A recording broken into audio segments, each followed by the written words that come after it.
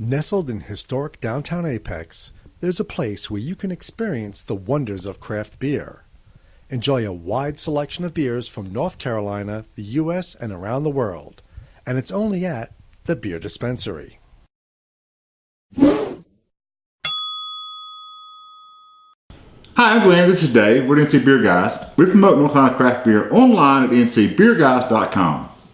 We do these videos to introduce you to all the great beers available across the state, maybe to introduce you to a new brewery or to a new brewer who you don't know of, but just to make sure you know all about the beer that might be available anywhere you go across the great state of North Carolina. We're drinking a special beer today out of the Carolina Brewing Company of Holly Springs. This is the Old 392 Barley Wine, and we'll tell you a little bit in a minute about the name of this beer. That's right. But first about Holly Springs and Carolina Brewing Company. In 1994, with financing secured from one bank and a whole bunch of friends and relatives, Carolina Brewing Company was founded and the equipment was ordered. In 1995, they saw the tanks arrive, test batches were brewed, and on July 3rd, 1995, the first kegs of their tasty liquid Carolina Pale Ale were delivered to the 42nd Street Oyster Bar in Raleigh. Later in 1995, the Carolina Nut Brown Ale was introduced. That's two of their great flagships.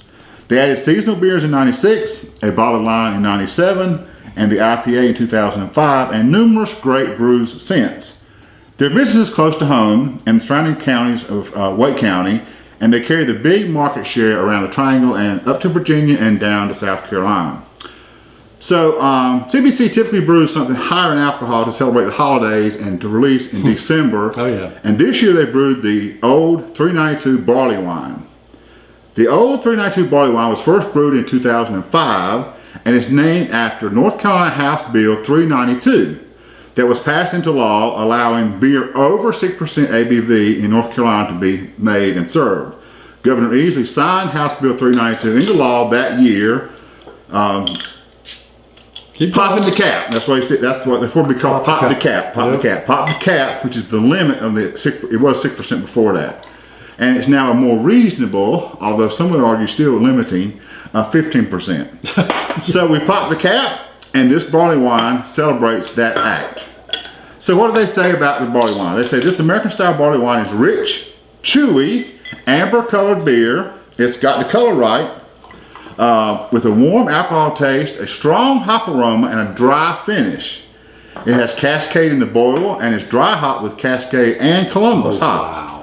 A ton, they say, citrus, pine, and fruit notes in the hop aroma and flavor. 1 ton. ABV of 9.1%. Wow, this is crazy. This is going to be interesting, to say the least. I've never had this beer. No, I've never had this one. And I thought I had, frankly, everything they make, but I wasn't around when they brewed it before. Right. Or I was around. I wasn't a craft beer drinker at the time. So we're anxious to see what this is all about. Nice rich head. The color, they certainly nailed that amber. It's ruby amber, but it's clear as anything. I mean, you can see right through it. There's no haze or anything like that. And there are some citrus notes coming through, of course, in the aroma, just like they said it would be. Yep. Let's see how alcohol-y it is at 9. Alcohol-y. How alcohol-y.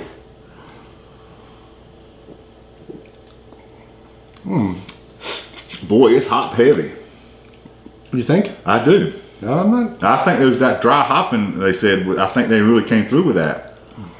Not like an IPA's hoppy though. No, it's no. It's a malty, more mixed hop. Yes. It's hop prominent, I think. I don't think it's got the hop bite to it. I mean, like I said, it's not a hop forward beer. It's got more flavor than bitterness. Right. There you go. Of the hops. There you go. Right. That's what you got to say. It's really good. I don't get an alcohol burn out of it. I mean, no, I don't either. There are bigger beers than 9.1. I mean, it's high up, but it's not pretty high. Yeah, but I mean, we know of 11, 12.